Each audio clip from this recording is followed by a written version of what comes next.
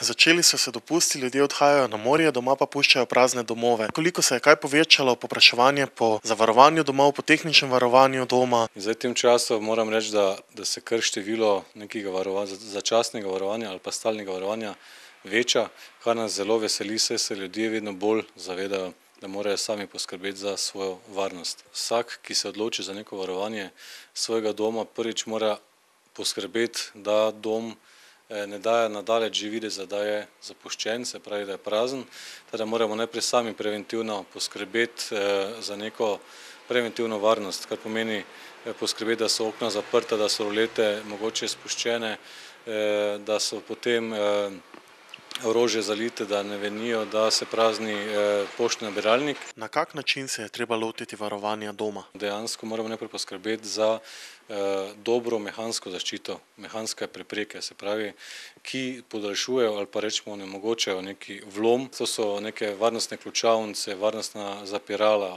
okovja, prečne zapore na vratih. Kot najboljša oblika celovita same varovanja nekega vhoda pa je protivlomna vrata, se pravi varnostna vrata, ki dejansko združujejo vse te elemente mehanskih varoval. Zato, ker če nekoga že na vratih odvrnemo od tega, da bi sploh vlomil, dejansko smo preprečili tudi nadaljnjo škodo. Kako pa poteka tehnično varovanje? Ko vlomilec vlomi, dejansko senzorji gibanja zaznajo neko dogajanje in dejansko potem alarmna centrala sporoči na naš varnostno nadzorni center neki alarmni dogodek in naša intervencijska skupina tudi ukrepa. Kaj pa storiti z vrednejšimi predmeti? Predlagamo vsem, da neke vrednejše stvari, predmete za čas dopusta shranijo v nekih trezorjih izven svojih domov. Trezor pa je tudi ključna beseda, ko smo na dopustu za varovanje manjših stvari. Ja, goste, ki se odpravljajo na daljša potovanja, morda na kakšne ture, tudi po evropskih mestih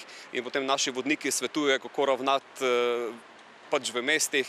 Vsem pa potem svetujemo, da uporabljajo sef, predvsem na teh destinacijah, recimo na Mediteranu oziroma tudi na daljših, teh bolj eksotičnih destinacijah bližje ekvatorju. V veliko hotelih so sefi že vključeni v ceno, kar je to na Sredozemlju, potem pa spet so cene od 2 evra na dan, 3 evre, 5 evrov, 10 evrov na dan. Kako pa naključni mimoidoči poskrbijo za zaščito svojega doma v času dopusta? Okna zaperem, druga pa nič.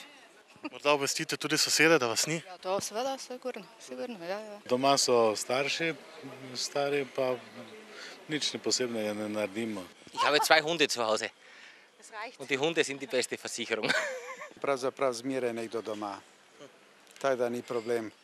Če jaz grem na dopust, potem so otroci tukaj, tako da je, pa imamo dobre sosede. Glede na to, da je stara mama skozi doma, je to bolj kot ne varovanje, drugače pa sosedi so ponovadi blizu, pa pač se poskrbi to, da se, ne vem, pošta nabira, ker to je tak indikator, pa kak varnostni sistem zraven, mogoče vezan celo na telefon.